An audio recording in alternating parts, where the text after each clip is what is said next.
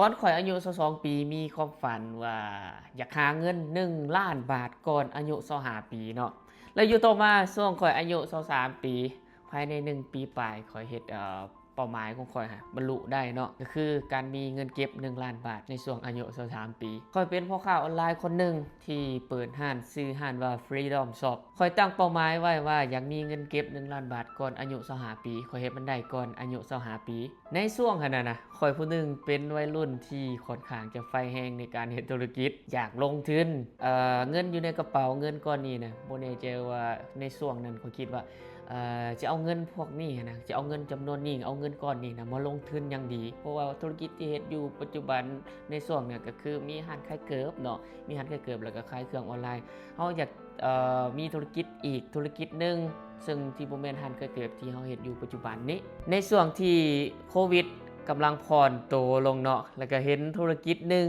ที่ยืนได้นั่นก็คือธุรกิจร้านอาหารข่อยในช่วงนั้นข่อยก็บ่ได้คิดหยังหลายโอเคธุรกิจที่ยืนได้ในช่วงที่มีวิกฤตก็คือร้านอาหารเพราะว่าคนต้องกินคนต้องใช้อิหยังต่างๆโอเคตัดสินใจเลยเฮ็ดร้านอาหารในช่วงนั้นน่ะผู้ใดเตือนก็บ่ฟังนะบ่ว่าจะเป็นพ่อแม่ญาติพี่น้องโอเคมันยากได้ลูกมันยากได้เราต้องได้ใส่ใจเราต้องมีความมักฮักมันแท้ๆได้ว่าในการเปิดร้านอาหารนี่นะมันจังได้เนาะแต่ส่วนตัวเนาะช่วงนั้นวัยรุ่นไฟแรงบ่ฟังผู้ใดคิดว่ามันบ่เกินความสามารถของข่อยดอกข่อยคิดว่าข่อยมีความอดทนมีความมักฮักในการเฮ็ดธุรกิจมันส่ำนี้มันเพียงพอแล้วในช่วงนั้น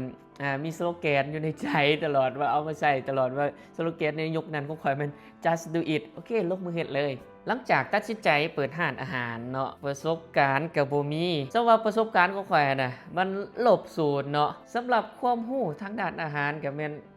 บ่มีเลยทางด้านอาหารมีแต่ใจจิตใจความอยากเฮ็ดอย่างเดียวในช่วงนั้นยกตัวอย่างว่าในการเฮ็ดของข่อยน่ะเครื่องครัวนี่ความว่าบ่มีประสบการณ์เครื่องครัวนี่ข่อยเอาแบบดีที่สุดโต๊ะตั้งเต็มต้องเต็มห้านโต๊ะตั้งว่างบ่ได้โอเค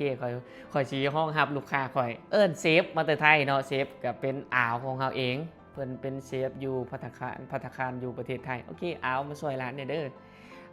เพิ่นก็ตกลงที่จะมาช่วยโอเคเอาเซฟระดับดีๆมาเฮ็ดหั่นน่ะต่อมาก็เริ่มซื้อถ้วยบวงโครงซ้ำอุปกรณ์จัดเต็มมาเต็มสุดเนาะจ้างพนักงานมาเต็มที่แล้วในการเปิดร้านอาหารในช่วงนั้นของข้อยน่ะข้อยบ่รู้เลยว่าร้านอาหารสิเป็นในสไตล์ใดลักษณะใดมันสิเป็นลักษณะร้านข้าวบ่หรือว่าร้านเบียร์หยังต่างๆเนี่ยแต่ว่าในหัวของข้อยช่วงนั้นแม่นสิเอาจนหมดบ่ว่าจะเป็นขายข้าวขายเบียร์ค่ำมาขายปลาหมึกแลงมาขายเบียร์โอเคกูมีร้านแล้วกูสิจัดให้มันเต็มๆทุกสิ่งทุกอย่างที่เป็นโอกาสกูสิเอาเขามาเป็นเม็ดเงินจนหมด ฮู้บ่ปัญหาที่ตามมาน่ะก็คือการขายอาหารที่บ่มีความชัดเจนน่ะมันขายถูกเนาะช่วงนั้นน่ะข้อยขายถูกจานละ17,000กีบจานละ25,000กีบ27,000กีบเนาะหั้นการขายถูกหั้นกำไรมันน้อยในช่วงนั้นก็บริหารบ่เป็นเนาะจากพ่อค้าขายเกิบไปเป็นนั่นพ่อค้าขายอาหารอีหยังสิประมาณนี้นะการบริหารบ่เป็นก็คือเฮ็ดให้เมื่อยหลายเนาะจื่อได้ว่ามีขายดีที่สุดในช่วงที่ว่าขายอาหารในช่วงหอบแรงเบิดมื้อหั่นน่ะเบิดมื้อเว้นน่ะนะได้ขายอยู่5,000,000กีบเนาะได้ขายแบบเต็มแม็กหั้นนะกำไรประมาณ2,000,000กีบพุ่นน่ะเนาะในช่วง2-3ปี4ปีหลังนี้เนาะ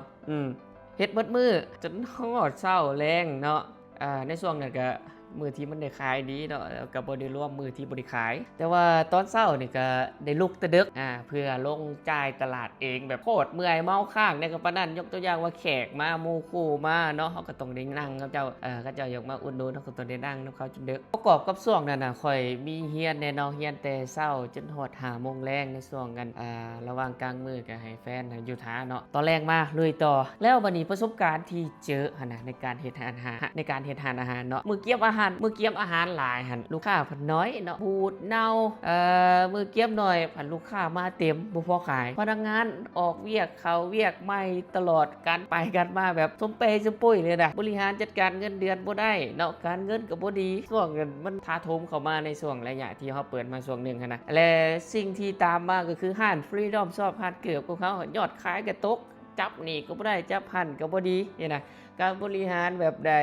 การบริหารบ่ได้การบริหารแบบโอ้สุเปสุเปยเนาะสุขภาพร่างกายสุขภาพจิตใจบ่ดีเลยช่วงนั้นนะแล้วอยู่ต่อมาเนาะหลังจาก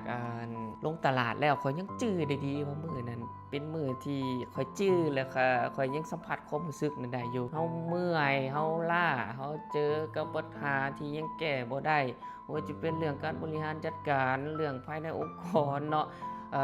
พนักงานก็ออกหลายเมื่อยแล้วมื้อนั้นหั่นลงตลาดกาแฟมาแล้วเนาะเครื่องก็ยังบ่ทันได้เอาลงจากหลังรถนะเครื่องก็ยังอยู่ทั้งหลังรถฮะและค่อยหั่นจอดรถอยู่หน้าห้านเนาะห้านอยู่คนทันตอนนั้นจอดอยู่หน้าห้านจอดแล้วก็มิดเนาะข่อยก็มิดแฟนข่อยก็มิดทั้งสองคนนั่งอยู่ในรถบ่มีไผร่วมกันทั้งสองคนมิดและสิ่งที่มันเกิดขึ้นนั้นเวลาเฮาทั้งสองคนเฮาแนมหน้ากันนะข่อยยังสัมผัสความรู้สึกนั้นได้อยู่ตอนเฮาแนมหน้ากันแฟนข่อยนะแล้วก็กับข่อยน้ำตามันไหลออกมาด้วยความว่าเมื่อยล้าบ่ไหวแหละในการเฮ็ดสิ่งที่เฮาเฮ็ดอยู่นี่เนาะแฟนน่ะข่อยเราเลยบอกว่าเราเมื่อยเรากดดันเราว่าเฮาคือมาทุกข์แท้ทั้งที่ชีวิตเฮาน่ะมันควรดีขึ้นแหละได้เงินเก็บก็มีอิหยังต่างๆแล้วเนี่ยเฮาคือมาเฮ็ดอีหยังที่บ่แม่นตัวของตัวเฮาเราบอกว่าเราเมื่อยมันบ่ไหวแล้วทั้งไห้ทั้งเว้าตอนนั้นข่อยเลยตอบแล้วว่าตอนนั้นข่อยยังจื้อความรู้สึกนั้นได้ดีข่อยตอบแล้วว่าข่อยขอโทษเด้อที่พาเพิ่นมาลำบากหั้นนะซั่นแหละเฮาเอาจังซี่บ่เฮาหยุดก่อนบ่หยุดหันอาหารเฮาโจ๊ะก่อนบ่ว่าจะเป็นเรื่องใดๆก็ตามเนาะผู้ใดสิว่าจังได๋ก็อย่าเฮาโจ๊ะก่อนเนาะแฟนข่อยก็เข้ามากอดข่อยเนาะแล้วจุ่มเฮาก็กอดกันทั้งกอดทั้งให้และมื้อต่อมาก็เลยได้ประกาศปิดปรับปรุง Freedom Restaurant อย่างเป็นทางการเนาะหลังจากข่อยปิดเนาะหรือว่าหลังจากข่อยเจ๊งหั้นสรุปก็คือการได้ประสบการณ์จากการเปิดร้านอาหารของข่อยครั้งนี้ในธุรกิจที่ล้มเหลวในธุรกิจที่บ่ประสบสำเร็จนี้สิ่งที่สรุปได้ก็คือการเปิดร้านอาหารเนาะต้องมีความชัดเจนเนาะจะเปิดลักษณะใดร้านเขาร้านเบียร์เนาะถ้าเป็นร้านเขาแบบใดร้านเบียร์ก็ต้องร้านเบียร์แบบใดและสิ่งที่สำคัญที่สุดก็คือเรื่องการบริหารจัดการนี่สำคัญหลายสำคัญเนาะมันต้องมีประสบการณ์หรือว่ามีผู้ที่เคยเฮ็ดจุดๆนี้ประสบความสำเร็จมาก่อนแล้วหรือบ่ก็เป็นคนที่มักฮักในการแต่งกินในการเฮ็ดอาหารแต่แท้ข้อยคิดว่าโอ้ผู้ใดที่เฮ็ดร้านอาหารได้หรือว่าผู้ใดที่เฮ็ดร้านอาหารประสบความสำเร็จโคตร respect โคตรนับถือเลยเนาะและสิ่งที่สำคัญอีกอันหนึ่งก็คือความชัดเจนบ่ว่าจะเป็นความชัดเจนทั้งหน้าห้านหลังห้านเนาะงบประมาณฟิกคอร์สอีหยังต่างๆพวกนี้สำคัญหลายในการประกอบกิจการของร้านอาหารและสิ่งที่ข่อยบ่ประสบความสำเร็จในธุรกิจด้านนี้หรือว่าความล้มเหลวของข่อยในครั้งนี้หั่นน่ะมันเป็นบทเรียนราคาที่โคตรแพงหลายสำหรับข่อยแพงบ่แพงแบบใดบทเรียนต้นนี้หั่นน่ะข่อยซื้อมันมา1ล้านปลายบาทในช่วงอายุตอนนั้นของข่อยนะล้านปลายบาทเนี่ยบ่แม่นว่าเงินนั่นภาคส่วนใดภาคส่วนหนึ่งเด้อข่อยเทหมดตักเงินทั้งหมดของข่อยน่ะข่อยเอาไปใส่หันจนหมดเนาะบทเรียนตัวนี้ราคาโคตรแพงค่อนข้างจะแพงหลายสำหรับข่อยมันได้ทีมประสบการณ์อันน่าทึ่งให้ข่อยยกตัวอย่างว่าประสบการณ์ในเรื่องการบริหารจัดการเรื่องบริหารจัดการคนเรื่องบริหารจัดการเงินอีหยังต่างๆที่ข่อยได้จากบทเรียนตัวนี้เนาะและอันนึงหันแม่นข่อยได้ความกล้าข่อยกล้าลงมือที่จะเฮ็ดในสิ่งที่อยากเฮ็ดแท้ๆถามว่าเสียใจบ่ข่อยตอบได้เลยว่าข่อยบ่เสียใจที่ข่อยได้ลงมือเฮ็ดในครั้งนั้นแต่ถ้าข่อยมื้อนึงข่อยบ่ได้ลงมือเฮ็ดในจุดๆนั้นข่อยสิโคตรเสียใจเลยเนาะประสบการณ์ครั้งนั้นน่ะมันเฮ็ดให้ข่อยเข้มแข็งแล้วก็แข็งแกร่งพัฒนาตัวเองให้จนฮอดมื้อนี้เนาะจนมาเป็น Freedom แบบมือปัจจุบันนี้เฮาก็เฮ็ดแบรนด์เสื้อผ้าเนาะตอนนี้กำลังเฮ็ดบริษัท Freedom กำลังอยู่ในกระบวนการก่อสร้างบริษัทเนาะก็ประมาณ 90% 80% เลยและทีมงานข่อยก็รู้สึกว่าตอนนี้กำลังพร้อมทีมให้มีแต่ผู้เก่งเนาะแล้วก็มีหลายๆทีมงานในการจัดการก็อีกส่วนหนึ่งก็ได้จากการได้ประสบการณ์จากการเฮ็ดร้านอาหารครั้งนั้นหั่นแล้วปัจจุบันนี้ข่อยได้เปิดร้านบาร์หรือว่าร้านกินดื่มน้อยๆเนาะกับหุ้นส่วนอ้ายๆหาคนเนาะชื่อร้านว่ารูมเมทแล้วถามว่าเป็นหยังข่อยจังเปิดอีกหั่นน่ะข่อยไปได้ยินคำหนึ่งที่ว่าธุรกิจเจ๊งแต่คนบ่เจ๊งหั่นนะก็เลยโอเคเปิดใจลองเบิ่งอีกครั้งหนึ่งเนาะก็คือเป็นร้านบาร์ ห้านนั่งซิลซื้อห้านลูกเมดแล้วก็กำลังสิเปิดในไวๆนี่ซื้อห้านฮักเก่าๆเป็นห้านแคมปิ้งแบบฟิล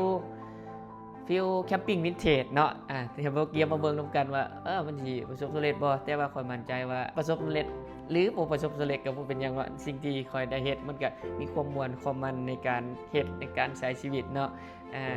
มันโคตรมันเลยสำหรับข่อยและสุดท้ายนี่เนาะในการแชร์ของข่อยหั่นนะผ่านมาน่ะข่อยเป็นคนที่ย่านความล้มเหลวแต่ว่าปัจจุบันนี้หั่นนะข่อยกลับมาคิดว่าความล้มเหลวนี่แหละเป็นบทเรียนหรือว่าเป็นอาจารย์เฮ็ดให้เราแข็งแกร่งเฮ็ดให้เรามีพลังมีความสู้มีความอดทนมีความสามารถบุกบืนให้เฮ็ดสิ่งใดสิ่งหนึ่งให้มันสำเร็จเนาะข่อยก็หวังว่าทุกคนจะได้บทความนี้เอาไปปรับใช้แล้วก็เอาไปหมุนใช้ให้เกิดประโยชน์หลายที่สุดเนาะโอเคขอบใจที่ฟังมาจนจบสำหรับวิดีโอนี้ขอบใจ